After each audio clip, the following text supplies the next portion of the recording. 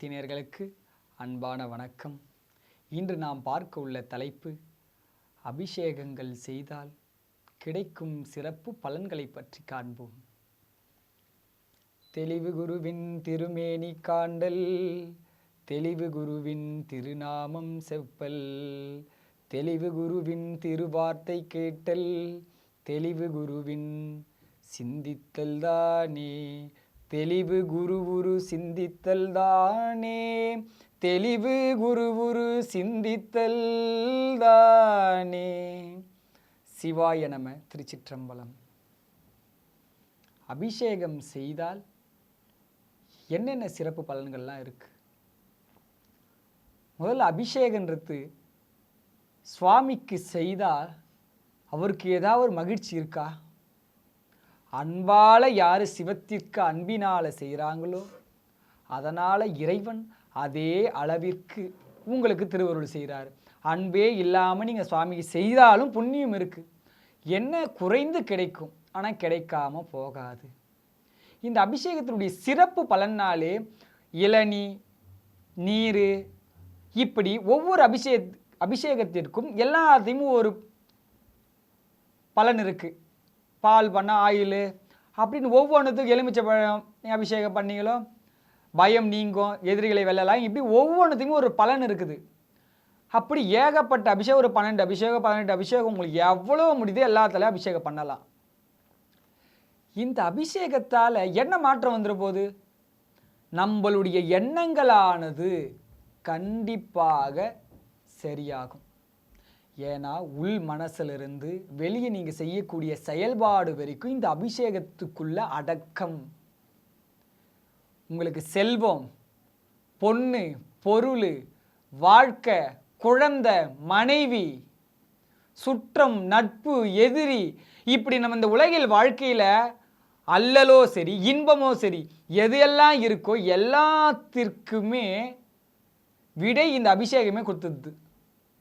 இந்த அபிஷேகம் நீங்கள் செய்யவே நீங்கள் அபிஷேகம் எத்தனை அபிஷேகம்னு பாருங்கள், நிறைய அபிஷேகங்கள் இருக்குது. நீங்கள் ஃபோன்லேயே அபிஷேக பொருட்கள் என்னன்னு பார்த்து ஒரு 18 20க்கு மேலே வருது. உங்களால் எவ்வளவு செய்ய முடியும் அவ்வளவு நீங்கள் ஆர்டராக வாங்கி அழகாக நீங்கள் செய்தீங்கன்னா எல்லாமே சரியாகிடும். அபிஷேகம் செய்ய அத்தனை விஷயம். அப்போ எல்லாத்தையும் பண்ணுறதெல்லாம் பண்ணிட்டு அபிஷேகம் பண்ணலாம் சரியாயிடுமா அப்படின்னு ஒரு கேள்வி இருக்கலாம். அதற்காக அபிஷேகம் செய்தால் அப்போ கிடைக்காம போகாமல் போயிடுமா? கண்டிப்பாக கிடைக்கும்.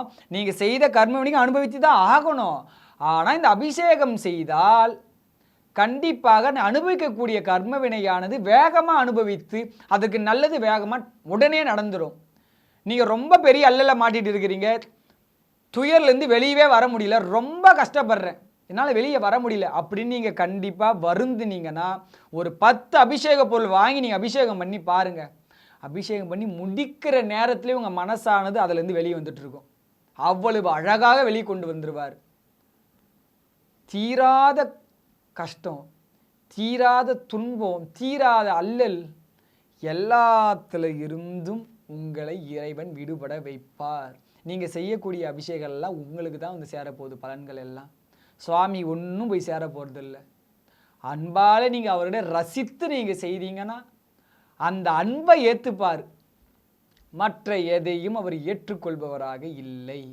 நீங்கள் அன்பாக செய்யக்கூடியது தான் எல்லாத்துக்கும் பலனை தந்துட்டாரு. நீங்கள் ஒரு பொருளை கொடுக்குறீங்க, 10 ரூபாய் கடைக்கு எடுத்து போய் கொடுக்குறீங்க, அந்த 10 ரூபாய்க்கு சமமான ஒரு பொருளை கொடுத்தாச்சு. நீங்கள் கடைக்காரருக்கு என்ன சும்மாவா கொடுத்தீங்க? 10 ரூபாயை 10 ரூபாய் நோட்டை கொடுத்து ஒன்று வாங்கிட்டீங்க. இப்போ சுவாமிகிட்ட போகிறீங்க, ஒரே கஷ்டமாக இருக்குது, 10 அபிஷேகம் பண்ணுறீங்க, செய்து பலனாக இன்பத்தை வாங்கிக்கிறீங்க. அவ்வளவுதான். நீங்கள் அந்த இன்பமானது கொஞ்ச நேரம் தான் இருக்கும். மீண்டும் நீங்கள் செய்த கர்மவினை மீண்டும் உங்களை தொடர்ந்து தான் ஆகும். அதெல்லாம் மாற்றுக்கிறது கிடையாது.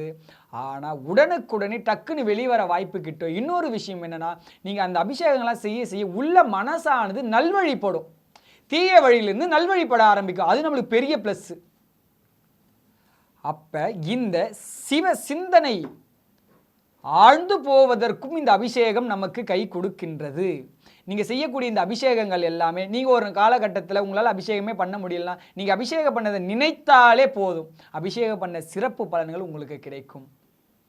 அன்பு தான் எனக்கு முக்கியம், எனக்கு சுவாமி தான் எனக்கு வேணும், மற்ற எதுவும் எனக்கு வேண்டான்னு உங்களுடைய சிந்தனை இருந்ததுன்னா நீங்கள் அப்போ அந்த அபிஷேகம் செய்ய செய்ய சிவ சிந்தனையில் ஒரு படி மேலே ஏறி போயிட்டே இருப்பீங்க. தொடர்ச்சியாகவே காலம் ஃபுல்லாக சிவத்திற்கு அபிஷேகம் செய்து வாழறவங்க பலர் இருக்கிறாங்க சிவனடியார்கள். அந்த சிவபூஜை எல்லாமே நம்மளுடைய மனசை சுத்தம் செய்யக்கூடிய செயல்தான். நீங்கள் அவருக்கு ஆத்ம பூஜை செய்ய செய்ய செய்ய செய்ய உங்களுடைய மன அழுக்குகள் எல்லாம் குறைஞ்சிட்டே வரும், கர்மவினையானது அழிஞ்சிட்டே வரும். இதற்கு தான் நம்ம செய்கிறோம். சிவத்திற்கு எதை தர முடியும்? எல்லாமே அவருடையது. அவருடையதை எடுத்து அவருக்கே கொடுக்க முடியுமா? அன்பு ஒன்று நம்ம தரலாம். அவருக்கு இடைவிடாத அன்பு, அவரையே நினைத்துட்டே இருக்கக்கூடியதை தரலாம். வேறு எதை அவருக்கு நம்மளால் தர முடியும்? எல்லாமே அவர் தான் நமக்கு தராரு. நம்ம உள்ளே இருக்கக்கூடிய இந்த வினையெல்லாம் அகற்றி விட்டு அந்த சிவத்தோடு இணைய அவனை மட்டுமே நினைத்து உள்ளம் உருகும்படியாக செய்வது மட்டும்தான் அவனுக்கு தர முடியும். சரி, இந்த அபிஷேகம் நீங்கள் எல்லாம் வாழ்க்கையில் தொடர்ச்சியாக நீங்கள் செய்தீங்கன்னா கண்டிப்பாக பெரிய மாற்றங்கள் நடந்தே தீரும். வாழ்க்கையில் இந்த பிரதோஷம் 2 நாட்களாவது நீங்கள் செய்யலாம், அழகாக பண்ணலாம். சிவபூஜை ஒரு சந்தனத்திலேயே சுவாமி பிடிச்சி செய்தாலும் சரி, அப்படி இல்லைன்னா ஒரு களிமண் நல்லா பிடிச்சி அதை வச்சும் பண்ணலாம். ஆனால் அதிக அபிஷேகம் பண்ணால் அது கரைஞ்சி போயிடும். இல்லைனா தொடர்ச்சியாக நீங்கள் அபிஷேகம் பண்ணுற மாதிரி இருந்தாங்கன்னா சிவலிங்கம் வாங்கி நீங்கள் அபிஷேகம் பண்ணலாம். தொடர்ச்சியாக என்னால் சிவபூஜை பண்ண முடியாது, நீங்கள் சிவலிங்கம் வாங்க வேண்டியது கிடையாது. ஏன்னா அவருக்கு நித்தமும் செய்யணும் சிவலிங்கம் வாங்கிட்டா. அப்படி இல்லைன்னா நந்தி தேவரை வாங்கி வைத்து அவருக்கு நீங்கள் அபிஷேகம் பண்ணலாம். தொடர்ச்சியாக நீங்கள் அவருக்கு இந்த பிரதோஷம் 2 நாள் மாதத்துக்கு, அந்த மாதத்துக்கு 2 நாளாவது ஒரு 10 அபிஷேகம் நீங்கள் தொடர்ச்சியாக உங்கள் கையால் செய்யலாம். சரி, இதுவும் என்னால் செய்ய முடியலைன்னா ஒரு பிரதோஷத்துக்கோ இல்லை வேறு ஏதாவது அபிஷேகம் சுவாமிக்கு உற்சவருக்கு பண்ணும்போது இந்த அபிஷேகம் போல் வாங்கியாவது நீங்கள் தரலாம். இப்படி நீங்கள் செய்தீங்கன்னா கண்டிப்பாக உங்கள் வாழ்வில் பெரிய மாற்றம் வரும். மனசு ரொம்பவே இந்த அழுக்கில் போய் சாருது, வெளியே வராமல் நீங்கள் முடியலை அப்படின்னா இந்த சாத்துக்கொடி, ஆரஞ்சு பழம், இப்படி இருக்கக்கூடிய பழ அபிஷேக பொருட்கள் நீங்கள் தரலாம். ஏன்னா அது உள்ளம் சார்ந்தது. வெளியே ஆரஞ்சு பழம் இருக்குது, மேலே இருக்கிற தோலெல்லாம் போட மாட்டாங்க அபிஷேகம் பண்ண. உள்ளே இருக்கக்கூடிய அந்த பழத்தின் சாறு தான் போகும். அது உள்ளம் சார்ந்தது. ஆரஞ்சு பழமோ சாத்துக்குடி இதெல்லாம் மேலே தோலை நீக்கிட்டு உள்ளே இருக்கக்கூடிய அதை சாறு தான் சுவாமியை பிழிவாங்க. அந்த பிழிதல் எல்லாமே இந்த உள்ளே இருக்கக்கூடிய அழுக்குகள் எல்லாம் நீங்கி உள்ளம் தெளிவாக மாறும். தேங்காயும் அதே தான். நீங்கள் தேங்காயை உடைக்கிறாங்க, வெளியிற மட்டியா?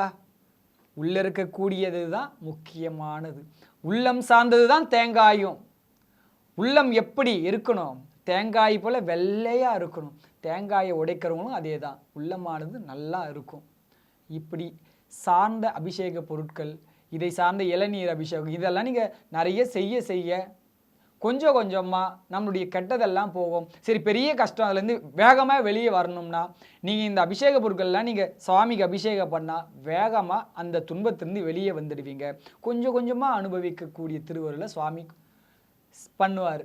ஏன்னா ஒரே நாளே 10% என்னால் தாங்க முடியல கஷ்டம்னா நீங்கள் இந்த அபிஷேகம் பண்ணுறீங்கன்னா ஒரு நாளைக்கு 1%, ஒரு நாளைக்கு 1% நாட்கள் நீடிக்கும், அவ்வளவுதான். ஆனால் கண்டிப்பாக செய்த கர்மனை நம்ம அனுபவித்து தான் ஆகணும்.